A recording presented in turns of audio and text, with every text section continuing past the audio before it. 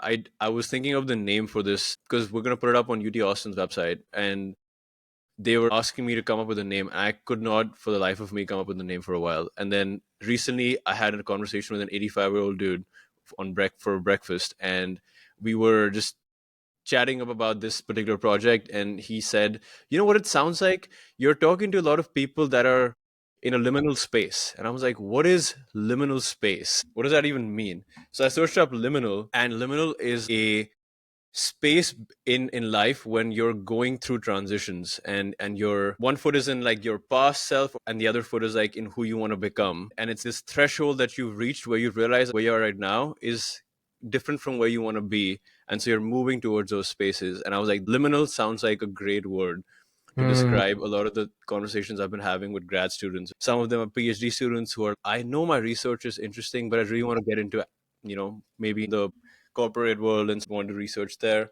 Some people are using their grad program to explore new things. So, keeping this topic of liminal in mind, how do you think we can navigate new identities as we're letting go of older identities? What have you found to be some ways to navigate that? yeah, I mean, I love this idea of liminal states because I feel like I'm constantly in a transition. As I shared with you before, I just moved into a new role, I just moved into a new city, and this idea of transitions has been really hot for me. I think three things come to mind. The first is just getting really clear on the language that you use. The best advice that I ever got and the best advice that I give around job transitions is getting really clear about the language that you use in one job, writing it all down on an index card, and really trying to find ways in which you can transition into new language. I think every discipline, every company, every role uses different vernacular, uses different language. So feeling that shift in the way that you speak or feeling that shift in the vocabulary that you use can be a really powerful way to make this identity shift. The second piece is to actually write down when you are making that shift and what you're hoping for in this next shift. I think that intention setting can be incredibly helpful. When I stepped into this role, I started to get really curious. What can I learn? What do I want to do? How do I want to grow? These questions that we ask ourselves oftentimes when we're at the end of a role are things that we can ask at the beginning. The provocation that I usually use, the question that I ask is, what do you want your legacy to be at this organization? And I try to ask that at the very start of a job, a start of a project, a start of an experience, because that can actually help guide some of the thinking moving forward. The last piece is actually a piece of advice that actually connects to a lot of the work that we do right now at the Initiative on Purpose and Flourishing, which is getting really crystal clear on your values. And having the language around your values can be helpful in terms of organizing principles, because when you are in transition, it's typically touching other parts of your life. I think sometimes we think that a professional transition is strictly in the professional realm, when in actuality, our life is so multifaceted, it's really difficult to really delineate work versus life. So trying to get to a point where we're no longer playing that dichotomy, false dichotomy, but instead really playing into this idea that there are so many parts of our lives that we can continue to grow in feels like a really helpful place to start. So that intention setting, the vocabulary, and then also just getting really clear on where you want to grow and how you want to get there. So you said this is a multifaceted sort of problem or situation to be in, figuring out what are things you are called to do, and finding your unique value purpose in the work that you're doing. What are some factors to consider as you're thinking through this question I mean, for you the did a student? really beautiful job just describing the framework that we use at the initiative, which is recognizing that purpose can really be at the intersection of what you want, which we consider your values, what you can do, which we consider your aptitudes, cognitive temperaments, and then economically viable interests. What are those things that are out there that are growing, that interest you, that are actually tied to you creating well-being or creating impact or creating value? And at the intersection of those is a pathway, or at least some sort of guidepost to help define your meaning and purpose. When I think about this framework in the way that you just described, each of those require a lot of testing. And what I mean by that is literal testing. Like, there are tests that can help you figure out your values. There are tests that can help you figure out your aptitudes, but also trying them out. I do this exercise with myself. There's a beautiful book called How to Live by Derek Shivers. And that book has been incredibly helpful because it provides some value judgments around how to live your life. And there are ways and descriptions that really transport you into different mindsets to really understand, how do I want to live my life? How do I live my life if I really am only focused on making money? How do I live my life if I'm only focused on making impact? Getting clear on your values and then testing them feels like a really good first step to understand what will be a meaningful life for you. Aptitude testing, I mean, there's so much out there around strengths testing and aptitudes testing and Enneagram and temperaments. So many ways in which we can create this data collection. Getting really clear about how the world experiences you is a piece that I think we often miss. Ask your family, ask your friends, ask the people in your community, what have you seen me really come alive around? What have you seen me gain in terms of skills, competencies? What do you think that I'm just uniquely good at? And then economically viable interests change every day. I mean, we just had a good conversation, and I just know that a lot of jobs that are currently happening in engineering, a lot of jobs that are happening in operations may not be there in 10 years. It's really important that we keep an eye on what comes next. My boss, Susie Welch, always likes to say that your currency is your currency. You have to make sure that you are current in this world in order to be competitive in the market. Wow, that's beautiful. Your currency is your currency. Uh, this is something I hear a lot. I don't really know what it is that I want to do in my career. I feel lost in that. What do you think is a better question you could ask yourself instead of, I could ask them about, instead of what do you want to do? Yeah, three questions that I use even for myself when I'm in transition. The first is, if I had more time in a day, what would I be doing with that time? I think time is a really good corollary for what we value. So if I wrote down, hey, like, I want to have a little bit more time exploring new restaurants or spending time with family, each of those things give me a little bit of an indication around what values I might want to embody. So if I say, hey, I want to eat at new restaurants, that might be a value of adventure. That might be a value of pleasure. That might be a value of curiosity, right? Every single person may have a different value behind some of those things. So getting really clear on what you want to do, if you had more time in a day, is a great way to start. The second question that I ask is, whose life do you want? And I think it's really important for us to get really clear around who our exemplars are. You can't necessarily build off of nothing to react to. You don't know. You can't dream what you don't know. That there's sort of this gap between what we believe to be possible futures. So getting really clear around people that you see on the news, in media, in your life, people who are in your environment, mentors of yours, whose life do you want and why do you want that life and why might you not want that life? That's really good data to get started as well. The last piece is to get really clear on what's catching your interest and following your curiosity. I think so often we let our curiosity just sit in our brain when in actuality, we actually need to work on that curiosity and act upon that curiosity in order to reap the benefits of that curiosity and the signals that that curiosity is giving us. Wow, so many questions. Okay, so one question on motivation. It's like, people talk about intrinsic motivation was extrinsic motivation, but then there's other conversation of discipline, which goes beyond motivation. The Atomic Habits book, James Clear says, you don't rise to the level of your goals or motivations, you fall to the level of your systems. How can one think through what they're motivated towards versus what they should be doing on a from a discipline perspective? I don't know if that Yeah. question makes sense. No, that makes total sense. I think you're talking about altitudes in this quest for meaning, right? There's this like, hey, I have this curiosity around this. How do I actually start actualizing or prototyping towards that curiosity? And I think what you're actually describing is sometimes we go from the very top, or sometimes we start in the middle and then we try to go straight down and we can get really muddied. So I would say it actually requires us to slowly lower the plane. And what I mean by that is like, you start with that goal, you start with some of this data, you start with saying, I want to have a few objectives in this job, in this path, in this chapter. I want to make a lot of money. I want to spend time with family. I want to be in this city, right? Those are values that can organize the goal. And I think this is where some of these dysfunctional beliefs actually get disputed. This idea that there's only one job that fits that is just simply not true. We actually have to expand our aperture and say there are many versions of a good life. There are many versions of a best life if we're very clear about those values, we're very clear about our aptitudes, and very clear about our interests. In each of those sectors, it requires us to actually test them out. I would say start thinking about how your values are being activated every day. That's a way to get down to the altitude, right? A lower altitude. I'm thinking about how you are making decisions based on your values is even lower on the altitude. When you're thinking about interests, thinking about an interest in AI is different than actually talking to people, right? That's altitude downwards. Experiencing and testing AI downwards. Doing a project with AI, getting closer to the surface.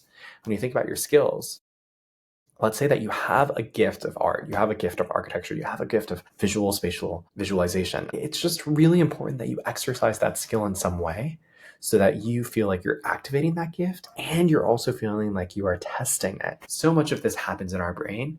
As much as possible, you have to make your thinking visible, right? So how do you actually take an interest and move it towards something that you can talk about, move it towards a conversation, move it towards something really actionable? So when, let's say, a student is currently doing this an MS program in XYZ, and they are curious about something completely different. They want to go in, they want to become an archaeologist. Something just came. I really like history. I love history. And I'm in this program, and the people that are around me are typically thinking from this lens of like whatever the MS program is teaching me.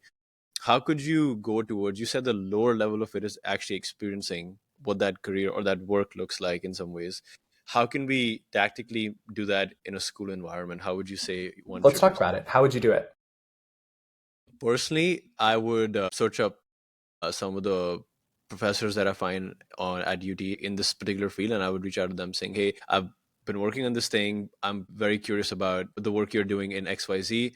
Is there any way that I could grab 30 minutes of your time to just explore more of what you're doing?" And Great, 100%. Talk to someone, do something, try something out, and tell your story, right? That's so much of the designing your life framework, and also how I would always encourage people to explore their interests. It cannot just be in your head, it needs to be practiced. It needs to be something tangible. And it often starts with a conversation for you to learn more. And in that conversation, you get a taste of whether or not you actually might enjoy.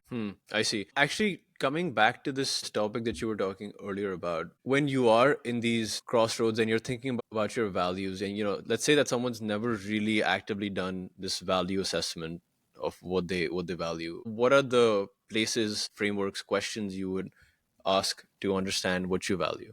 Yeah, this is really coming from some of the work that we're doing at the initiative and really inspired by Susie Welch's new book, Becoming You. And this is all about getting really clear on your values and recognizing that it's a challenging process to have some clarity around them. I'll send you as a follow-up link, like there's an assessment that you can take that can really help illuminate some of these values. So that's sort of step one. That's a tool that I'll provide. Whose life do you want is typically a question that you can ask. Other questions that we ask include, what would make you cry at your 85th birthday if it didn't happen?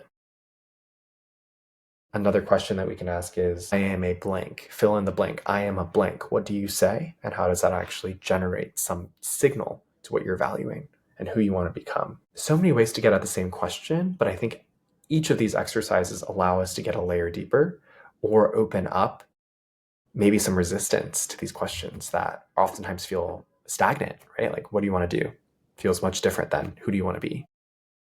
So, how does one navigate resistance to the resistance part of it, which is Yeah, like you when ask a different question, you reframe it. And I think it's on the part of the person asking the question or the person trying to get the answer to try to work as a designer to reframe the question. You need to reframe the question. You need to consider, hey, what does it mean for this me to actually ask the question in a way that I can answer? this question that you asked, like what would make me cry at my 85th birthday if it didn't happen, what is it getting to? Can you like expand on that? It's getting to legacy, long-term visioning, long game, right? So you're thinking, hey, what are some goals that I actually am holding on to that I'm actually not being clear about because I'm really focused on this job that I need to get in the next 6 weeks? It can be a guiding principle, a goal, and it can create a sense of purpose, which also gives you a signal if you're valuing having a house near your family. Family centrism, maybe you shouldn't be applying for a job halfway around the world. How can it actually signal some values that can be organizing principles for you, but more importantly, also provide you this longer term vision of your life? There's values and then there's outcomes.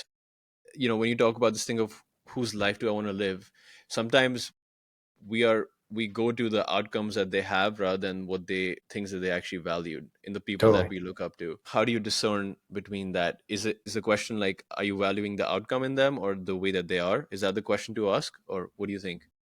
They're valuing something about their life.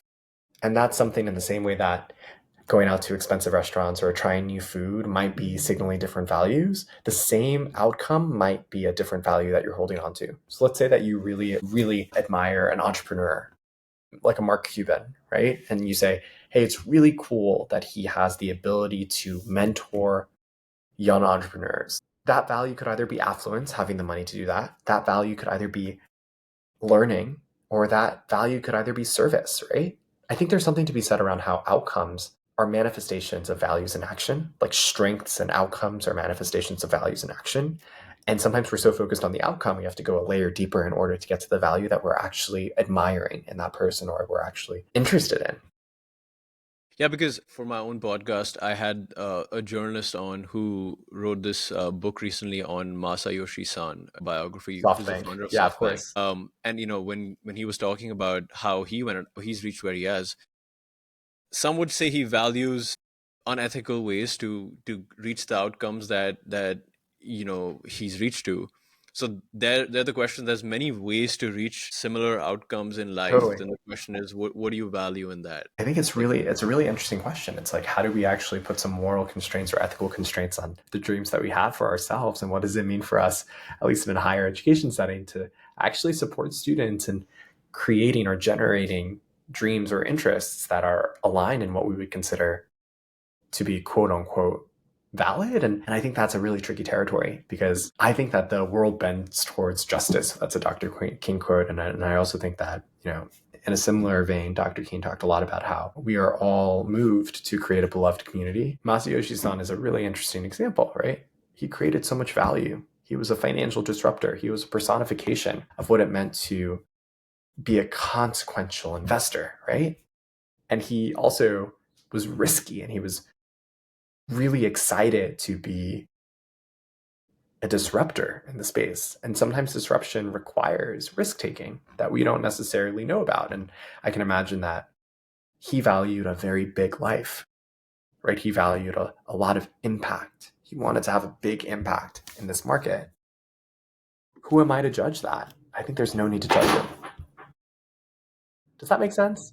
yes, it does. It does. On this topic, though, there's different versions of us that we show to different people in our circle. As in, there's a version of us that is with our family. There's a version of us that is sometimes at work, sometimes with our friends. So when it comes to understanding what it is that we value, what our values are, it can get confusing on understanding from a cultural perspective what we're doing versus what we're doing when we're by ourselves and working through figuring out what it is that we want to do. How would you go about navigating that? I'm saying this as you know, as an international student that knows about certain norms and traditions from a different country. And I know you're Taiwanese. I'm sure you've come across this maybe in your own circle.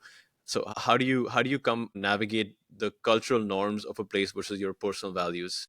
Totally. I think it's all about meaning making, right? So we have all these ideas. The world throws a bunch of ideas at us, and we have to filter them through some sort of filter. When we're growing up in an environment, we adopt our parents' filters, we adopt our culture's filters, or our community's filters.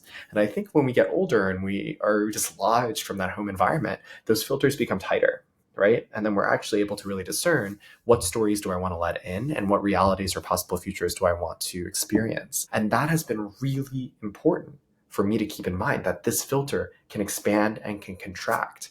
And I think the filter gets tightened when we have more data. The filter gets tightened when we have more opportunities to actually understand if that opportunity works, that opportunity doesn't work because I have data and I have experiences to back that up. And I think when you have lived experiences, when you have real data to play with, you are better able to make decisions that are more aligned to your values and aptitudes. So on an institutional level, some of the people that would be listening to this are working in other institutions. What do you think institutions most often get wrong about how students experience uncertainty? What do I think that institutions get wrong? I think institutions are not recognizing that the main problem is uncertainty. So I'll answer that two ways. The first is that the experience of uncertainty is very individual, but it is completely a shared experience. I think we don't do enough to normalize this idea that everyone gets stuck. And I think the second piece that's really important for institutions to keep in mind is that the strategies to get unstuck are typically not the things that we're teaching in the classroom. It's developing a designer mindset. It's getting really clear on values. It's teaching someone how to navigate ambiguity. And those are things that are not taught in our core. What does it mean for us to actually transform the impact that higher education can have if everyone is given this opportunity to slow down and paint a very clear self-portrait of who they are standing still? So what would it look like to design graduate education programs around this concept? of navigating uncertainty? It would be building a bias towards action, really leaning into designer mindsets. It would be having opportunities to clarify your values, your interests, and your aptitudes. It would be opportunities for young people to navigate this question of what do I want to do next, not just at the very end of their graduation program, but throughout, recognizing that reflection and recognizing that mentorship and recognizing that conversation can play a really critical role in having more data to try it out. I would say lean into experiential learning, have experiences that expose you to different career paths, talk to a lot of people, not just people in your discipline, but outside of your discipline. Everyone has a story that can change your life. These are all things that are truly relevant throughout a complex career, but I think hyper relevant, especially for graduate students. There's a lot of conversation happening about future of work and learning, and what do you see as certain skills that people getting out of college should embody at the core of it? Maybe some meta skills. Some meta skills: creativity, collaboration, curiosity.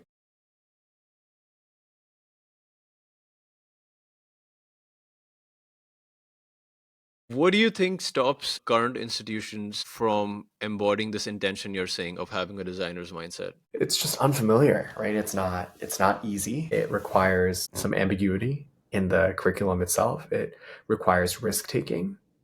And I would say it's not just the institution, but students are not necessarily motivated or given the opportunities to create the conditions where students feel motivated to do that work. So So what you are, have to what are intentionally build out and create permission slips to say, hey, you have to risk take, you have to prototype.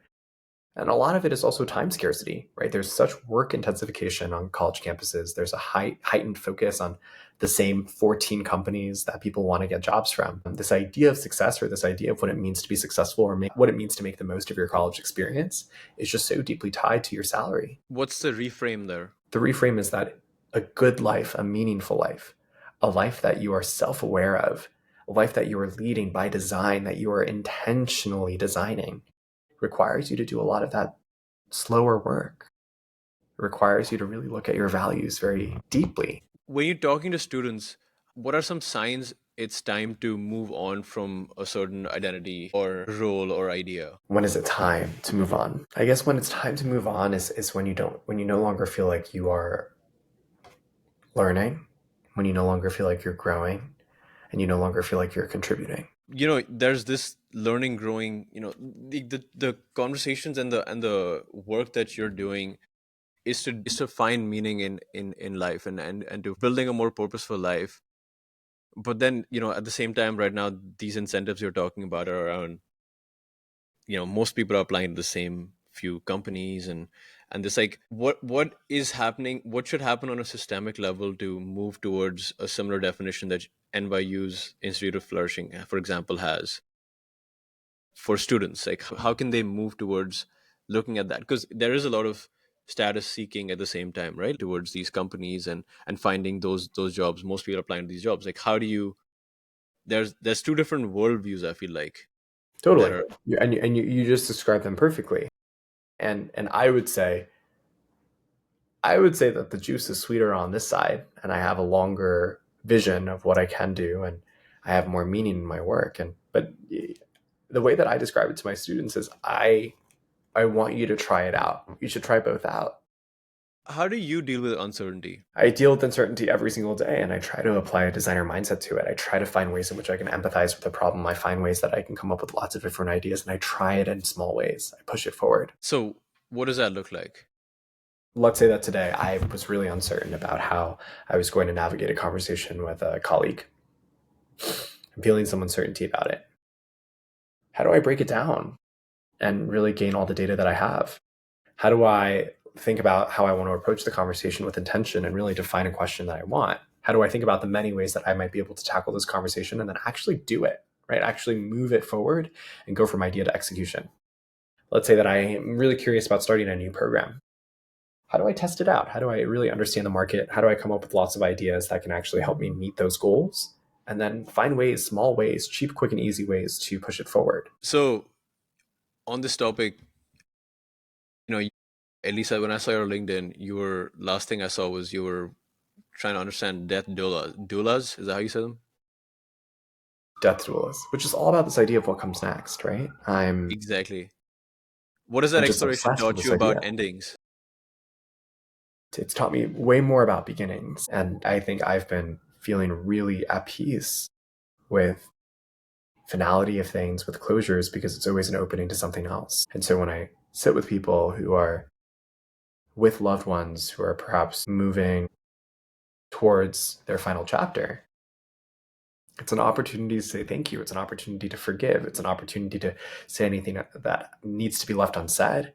And I think around how it relates to my perceptions of meaning, it gives life so much meaning. What I mean by that is if we're living every day from a legacy perspective, if we're living every day around asking the question, what is left unsaid? Who do I need to thank? How do I approach this world in a way that would make me feel really at peace in my final days?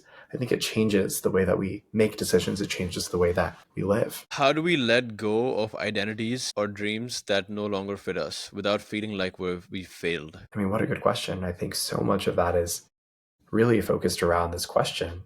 How do we learn to let go? And it's really hard to learn to let go, but it's much easier to let go when you have direction on where you want to go next. I think letting go of a dream and letting go of an identity without anything that you can look towards can be really challenging. But letting go with something that you can see, something that you can look towards, something that you can grab onto, like a value, like an aptitude, like a gift, like an interest that you have, provides some momentum and some security to move forward. Was there a conference that you guys had in NYU? Could you give us an idea of the topics and sort of realizations that you came across during this conference? It was just all about recognizing that the workplace is going to be a place where people are going to feel lost. I mean, we often feel like we land in that job and we're going to be set, but the economy is changing. Technology is changing, things are changing, and it's really important for us to stay agile. So the conference really focused on how do we create a culture of agility? How do we create a culture where people are onboarded and offboarded appropriately? What does it mean for us to build a multi-generational workplace? Because we know that people are going in and out of the workplace, and we're no longer just looking at seniority being correlated with age. Right? There are so many other factors that are coming into the picture. It's just important for us to keep in mind that the world is changing, and we need to stay present around some of these human needs around mattering, these human needs around recognizing that a performance culture can be very uncomfortable. These are all things that we just need to keep an eye on, and those realizations became very sticky in the environment that we're living in now, which is highly volatile, very complex, very uncertain, and incredibly complex. So when there's, we're coming towards the end of April, people are soon to graduate from different programs, all this. What are some ways that institutions could hold space for students in transition, um, rather than pushing them towards maybe immediate answers? What are ways that institutions could do that? My wish is that every institution has an opportunity for some character education, which means really getting clear on supporting students in discovering their values and discovering their virtues. How do they want to live their life? And that every institution provides space for students to explore, even outside of their discipline, even outside of their major, have a chance where they feel like there's a little bit of disruption. There needs to be a little bit of disruption in order for growth to happen. And I would just hope that even in a moment that feels like a moment of scarcity, we have the opportunity to explore and be really creative around how we continue to grow and learn, even at the end of our academic programs. How do we have exposure to different opportunities? How can we actually envision new lives based on what we're exposed to? On this topic, you mentioned that organizations need to think more about how to think about onboarding, offboarding. This the change in workplaces happening multi-generational. It seems like it's a similar mindset that individuals need to also have about their own identities. Totally. It's like onboarding, offboarding different identities. What are your thoughts on that? Like, it's one thing to say that there's, we need to look at reframing questions, but then there's another way of like acting towards those reframes. How Yeah. do you create the conditions for action to supersede ideas and just thinking? Yeah. I would say try on titles, try on different personalities, try on different values, try on different worldviews. It's very easy for us to actually embody, right? So like if I'm seeing someone, if I asked a group of people to turn to the person next to them and pretend that they are their best friend in the world and they're seeing them for the first time in 5 years, you would feel the energy go up in the room because it's all about mindset. So much of this is going to be focused on mindset, and I think we have a much more flexible mindset that we give ourselves credit for. When you ask, like, how do I actually embody this new identity? It's just getting really clear about what that identity is and then stepping into it. We can try on different titles, we can try on different lives, we can try out different worldviews. It just requires our mindset to shift. If I told you, hey, I'd love for you to experience what it feels like to be focused on only money, and every decision that you're making is only going to be focused on salary, you could try it out for 15 minutes and see how that felt. Okay, and last question I want to ask you on this topic is, when you have followed a certain, and I'm thinking a lot about the PhD students here, you followed years of ways of thinking and holding a certain identity of, I want to be a scientist. And then you are now questioning these things. How does one move from having a rigid mindset to not having a rigid mindset?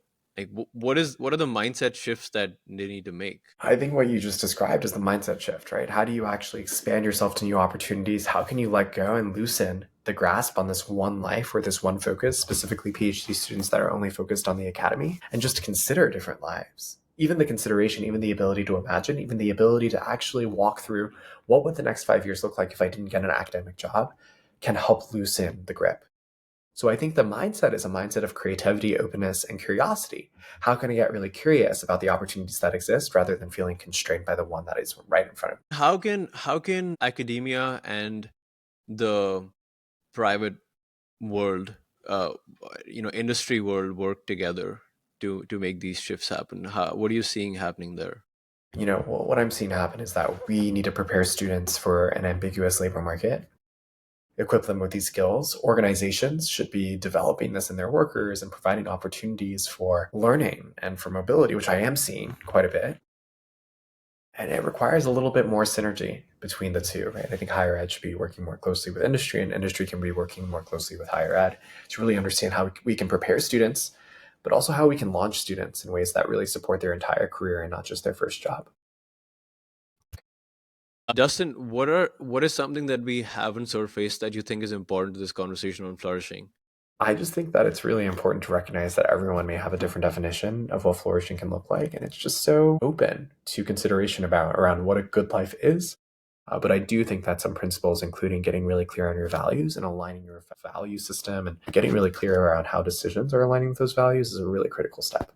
So it's an individual exploration, whereas there is some level of community involvement in it. You have to go beyond yourself to work with others to understand how you are and who you are. Totally. Thank you so much. I think that's a good place to wrap this. Okay, maybe one way to ask this question is like, how can the community support in finding individual values, needs? How can the community support in finding individual values? I think it's creating space for others to do some self reflection. Can you expand on that? Your question just guides my thinking around how managers, how leaders can really create space for this exploration. But it's time intensive, right? This opportunity to sort of slow down and say, what do I value? How do I want to organize my life? What are some organizing principles? Communities can value and place more value on that time, that reflection, and normalize this idea of transitions rather than looking away from it or looking down on people that are feeling stuck. We should be normalizing it. And how do you value, where does luck play a role in this? Where does love play a role? Luck. Luck. I think luck is. I have so many thoughts on luck. Actually, it evens out in the end. What does that mean? It evens out in the end. I don't think it actually makes a sizable difference. What actually makes a difference is in individuals. Luck is a really strange thing, right? Because luck, there's so many ways to think about luck. Some people are just so lucky. We perceive them to be lucky, but they're actually having more failures. We just aren't seeing that, right? So I think luck is actually a very tricky word and a very tricky concept. Luck is an outcome typically of creating opportunities, seeing opportunities, and exercising and jumping on them, right? Luck is oftentimes a product of having a really strong network that you can tap into. Luck So is often you can increase the surface area of luck by, totally. Luck surface yeah. area is something that I think about a lot, and it's just all about making sure that your chances of being lucky are equivalent to the actions that you take towards your passions. Okay. Thank you so much. Thank you Oh my so much goodness, for of sharing course. your thoughts. Of course.